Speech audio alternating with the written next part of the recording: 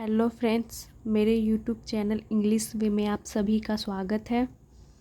तो चलिए देखते हैं आज की स्टोरी, जिसका टाइटल है the princess and the P. Princess का मतलब हो गया राजकुमारी और द पी यानी कि मटर। पी का मतलब हो गया मटर, राजकुमारी और मटर। तो चलिए देखते हैं राजकुमारी और मटर की क्या स्टोरी है। In a faraway castle lived a prince who wanted to marry a princess.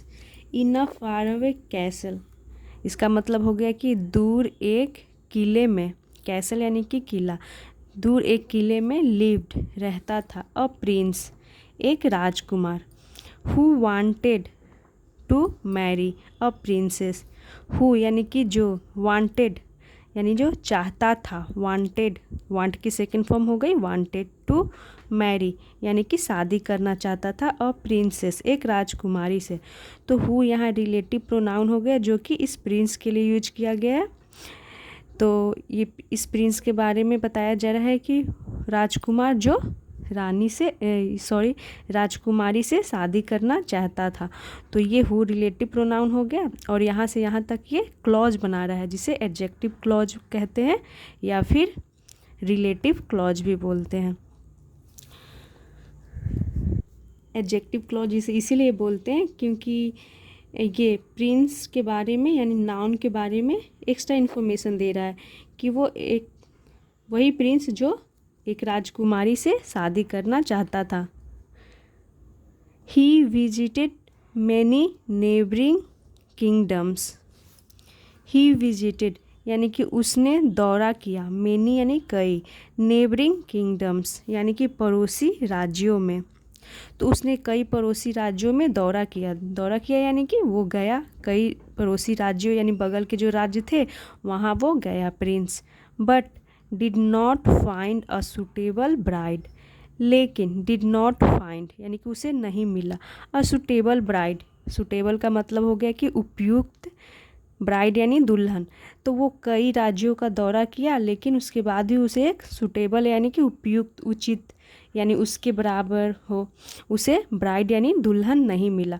और ये डिड नॉट फाइंड यहाँ पे ये हो गया पास्ट इंडेफिनिट की नेगेटिव सेंटेंस, जिसमें हम डिड के साथ वर्ब की फर्स्ट फॉर्म का यूज करते हैं। But did not find a suitable bride यानी कि उसे एक उपयुक्त दुल्हन नहीं मिली। वन इवनिंग एक शाम, ड्यूरिंग अ थंडरस्टॉर्म यानी एक शाम, ड्यूरिंग का मतलब हो गया दौरान, अ थंडरस्टॉर्म तो इसकी प्रोनाउंसिएशन होती है थंडरस्टॉर्म। यहाँ पे ये आर साइलेंट होता है और ये भी आर साइलेंट होता है, इसे पढ़ते हैं थंडरस्टॉर्म। यानी कि थंडरस्टॉर्म का मतलब हो गया जब तेज़ बारिश होती है, तेज़ हवाएं चलती है, साथ में ठंडर होती है यानी बादल गरजता है, तो उसे हम थंडरस्टॉर्म बोलते हैं। तो थंडरस्टॉर्म के दौरान there was a knock on the castle door यानी कि जो कैसल का जो डोर था, कैसल यानी किले का जो दरवाज़ा था, वहाँ पे क्या हुआ, नॉक यानी कि दस्तक हुई, यानी कि किले के दरवाजे पे कोई आया। A young girl stood at the door and asked.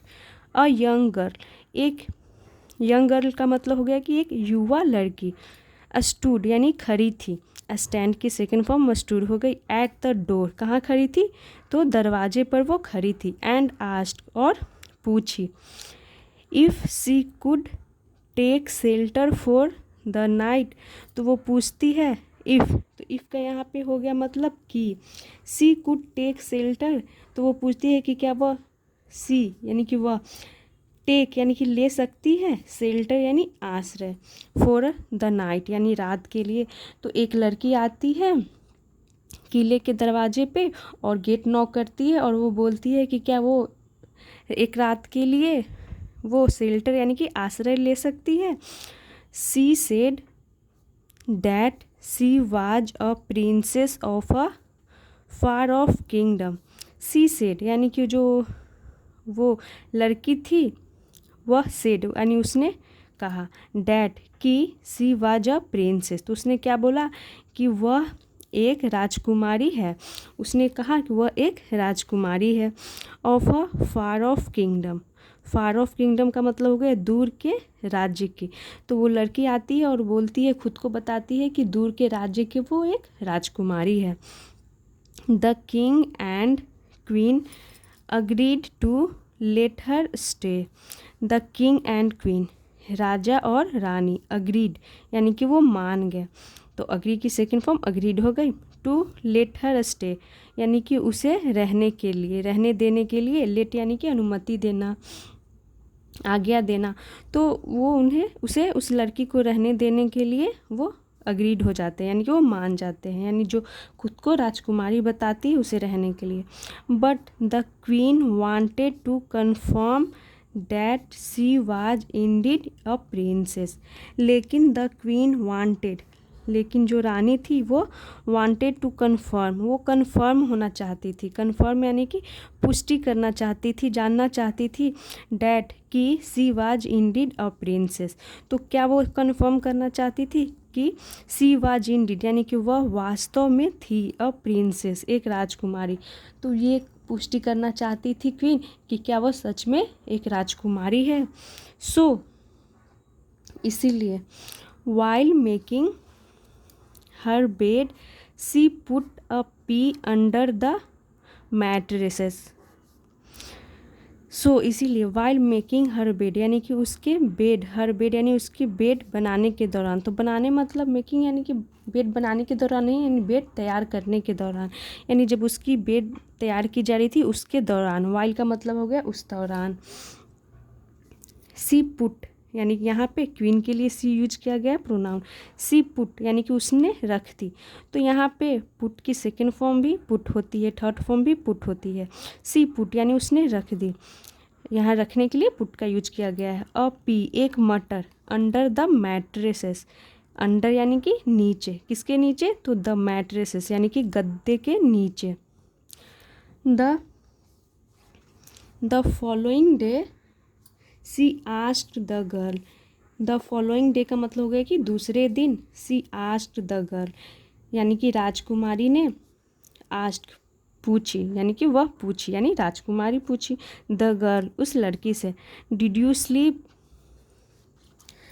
Sleep well my dear, क्या पूछी, तो वो पूछती है कि डिड यू स्लीप क्या तुम सोई, माई डियर मेरे प्यारी, डिड यू स्लीप क्या तुम सोई। नो नहीं, सेड द प्रिंसेस, सेड यानी कि कहा, किसने कहा, तो द प्रिंसेस उस राजकुमारी ने कहा, नहीं।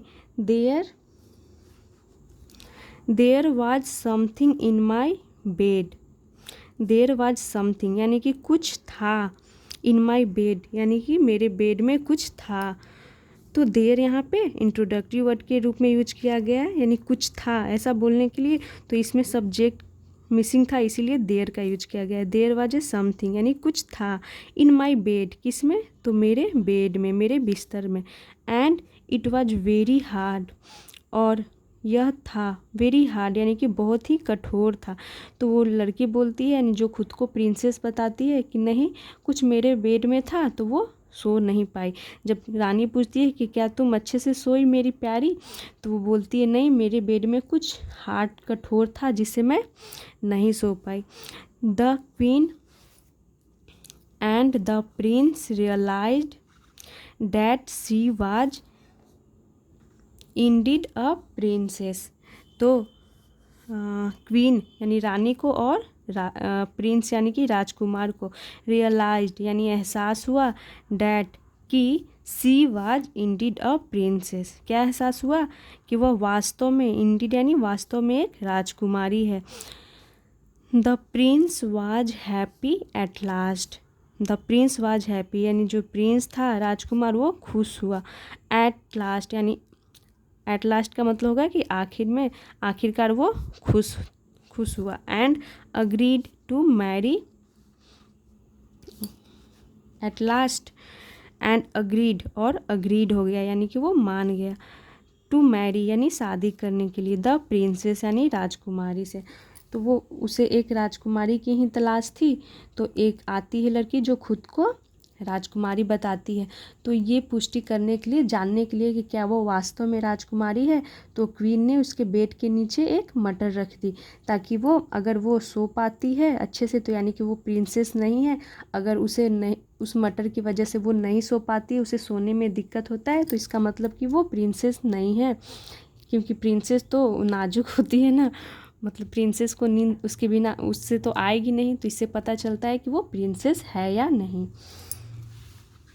यहाँ पर देख सकते हैं प्रिंसेस है और ये क्वीन और ये प्रिंस, या फिर शायद प्रिंस है ये।